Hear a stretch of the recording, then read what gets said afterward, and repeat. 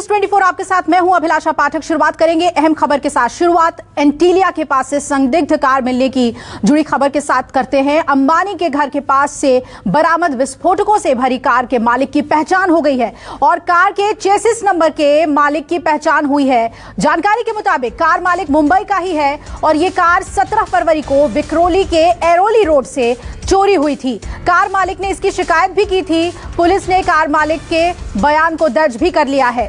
Car चलाने वाला CCTV में कैद हो गया है और उसने मास्क और एक हुडी पहना हुआ है। यह भी पता चला है कि बरामद जिलेटिन कमर्शियल है, डिफेंस का नहीं है।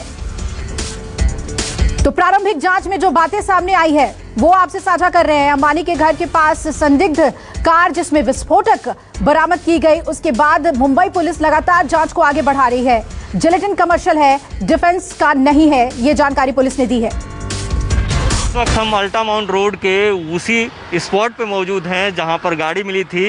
ये मेरे सामने जो आप देख रहे हैं मर्सिडीज के ठीक पीछे वो गाड़ी पार्क की गई थी। बताया जाता है कि रात के करीब 1 बजे का वक्त था जब ये गाड़ी पार्क की गई थी। अगर इस पूरे इलाके की बात करें, अल्टामाउंट रोड की बात करें, तो काफ़ी हाई प्रोफाइल इलाका है। यहाँ पे करीब 10 बड़े बिजनेसमैन रहते हैं, जिसमें से कि सबसे बड़ा नाम मुकेश अंबानी का है। इसके अलावा बिरला परिवार यहाँ पर रहता है। थोड़ी ही दूर जाएंगे, आगे जाएंगे तो गौतम सिंघानिया रहते हैं। तो कई सारे इंडस्ट्रीज इस इलाके में रहते हैं। काफ़ी हाई प्रोफाइल इलाका है, हाई सिक्योरिटी जोन का इलाका है। अगर मुकेश अंबानी की बात करें तो Z+ सिक्योरिटी मिली हुई है। ऐसे में संदिग्ध कार का मिलना, उसमें विस्फोटक का मिलना, इसके अलावा एक लेटर का मिलना, धमकी भरा लेटर मिलना, कहीं ना कहीं कई सारे सवाल खड़े कर रहा है। इसलिए पुलिस इस मामले में जांच के लिए तेज़ी कर रही है और जांच के लिए 10 टीमें बनाई गई हैं। इस वक्त हम हैं विजय स्टोर के बाहर और इसी विजय स्टोर के सीसीटीवी कैमरे में वो जो कार है स्कॉर्पियो हो कैद हुई है। हमारे साथ विजय स्टोर के मालिक हैं, इनसे बात करेंगे कि इन्होंने कब देखा, क्या देखा। आपने रात को ये कार पार्क हुई थी तो सुबह भी आपने देखा, तो कब इन्फॉर्म किया आप लोगों ने? मैंने तो जब दुकान सुबह ओपन किया तो मैंने देखा वो गाड़ी वहीं खड़ी थी और फिर दोपहर में तकरीबन 2:30 से 3 बजे मैंने देखा एक ट्रैफिक का कांस्टेबल आया और आके गाड़ी को क्लैंप लगाया। फिर उसके बाद मैंने देखा धीरे धीरे पूरी पुलिस की टीम आई, ATS की टीम आई और बॉम्ब स्क्वाड की टीम आई, बॉम्ब डिस्पोजल टीम की और डॉग स्क्वाड आए और फिर वो गाड़ी को चारों तरफ से उसको घेर के उसके इंस्पेक्शन करने लगे। और इसी कैमरे में उस गाड़ी की तस्वीर कैच हुई। इसके बाद पुलिस की टीम जो लगातार जांच कर रही है, पुलिस की टीम यहाँ पर आई हुई है और पुलिस की टीम DVR ले जाने के लिए आई है और DVR ले जाने के लिए जो प्रयास है वो कर रही है। DVR लेकर जाएगी, उसको एनालाइज करेगी। देखिए लगातार जो पुलिस के ऑफिसर हैं उस गाड़ी को देख रहे हैं और लगातार ये चेक कर रहे हैं कि जो शख्स निकला किसी तरह से उसकी एक तस्वीर मिल जाए, उसकी एक झलक मिल जाए, क्योंकि काफ़ी गंभीर मामला है, काफ़ी हाई प्रोफाइल इलाके से जुड़ा हुआ मामला है, देश के बड़े उद्योगपतियों में से एक से जुड़ा हुआ मामला है। यही कारण है कि पुलिस ने इस मामले में 10 टीमें बनाई हैं और लगातार जांच की जा रही है। कैमरामैन दिलीप पावरे के साथ इंद्रजीत सिंह, न्यूज़ 24 मुंबई। साथ ही आपको बता दें, इलेक्शन कमीशन आज शाम 5 राज्यों की चुनाव तारीखों का ऐलान कर सकता है और चुनाव आयोग शाम 4:30 बजे प्रेस कॉन्फ्रेंस करने वाला है। माना जा रहा है कि आयोग आज ही बंगाल, केरल, तमिलनाडु, असम और पुडुचेरी में विधानसभा चुनाव की तारीखों का ऐलान कर सकता है। तो आज शाम 4:30 बजे 5 राज्यों में होने वाले विधानसभा चुनाव को लेकर इलेक्शन कमीशन की अहम प्रेस कॉन्फ्रेंस, माना जा रहा है तारीखों का ऐलान हो जाएगा।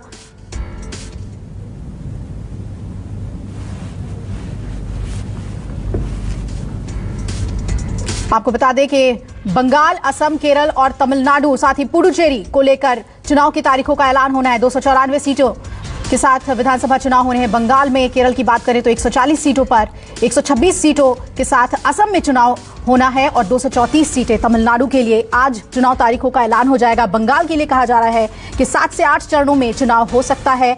वहां के लिए सुरक्षा सबसे अहम कदम और सबसे बड़ी बात इन 5 राज्यों में चुनाव को लेकर कि क्या कोविड-19 को लेकर नए दिशा निर्देश के तहत ही चुनाव होंगे जिस तरह से पहले हुए थे, या फिर उस प्रोटोकॉल से बाहर होकर चुनाव हो सकते हैं। लेकिन माना जा रहा है कि कोविड-19 को मद्देनजर रखते हुए ही इस बार भी चुनाव के प्रोटोकॉल को तय किया जाएगा। तो आज के प्रेस कॉन्फ्रेंस में साफ हो जाएगा कि 5 राज्यों के चुनाव का जो खाका है वो क्या तय किया गया है, कितने चरणों में अलग अलग राज्यों में चुनाव होंगे। और बंगाल के बारे में जानकारी आ रही है कि 7 से 8 चरणों में चुनाव हो सकते हैं। पिछली बार 6 चरणों में चुनाव हुआ था, लेकिन इस बार सुरक्षा व्यवस्था सबसे बड़ी चुनौती है। और ये चुनाव के बिग प्लेयर्स हैं, आप तस्वीरों में देख सकते हैं। ममता बनर्जी, प्रधानमंत्री नरेंद्र मोदी और AIMIM के असदुद्दीन ओवैसी, वही पीरजादा जो जिनका काफी प्रभाव माना जाता है बंगाल में, अधीर रंजन चौधरी कांग्रेस के, और सीताराम येचुरी। और क्या बंगाल में एक नई तस्वीर देखने को मिल सकती है, जिस तरह से बीजेपी लगातार चुनौती बनी हुई है, क्योंकि इस बार के चुनाव में कहा जा रहा है कि TMC और बीजेपी के बीच ही सीधी टक्कर है। मुस्लिम फैक्टर बेहद अहम है बंगाल में, वो देख लीजिए। मुर्शिदाबाद में 66%, वही मालदा में 51% आबादी है, और इस तरीके से दक्षिणी दिनाजपुर में देखिए 49%। तो मुस्लिम फैक्टर बेहद अहम रहने जा रहा है बंगाल में। कूच बिहार में 25%, बीरभूम की बात करें तो यहां पर 37% मुस्लिम आबादी है, और साउथ 24 परगना में 25% मुस्लिम वोटर्स हैं, और इनका इफेक्ट इस बार के चुनाव में होना तय है। ये मुस्लिम फैक्टर जो है किस हक में जाएगा।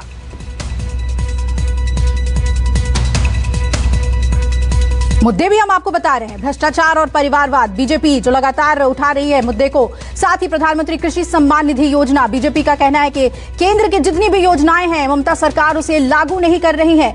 वही ममता बंगाल की विरासत और बंगाल की कुशासन की सरकार, ये कहा जा रहा है बीजेपी की तरफ से बंगाल को लेकर। और वही अगर CAA की बात करें, नागरिकता कानून की हमेशा से खिलाफत करती आ रही है TMC, और इस बार चुनाव का अहम मुद्दा हो सकता है CAA।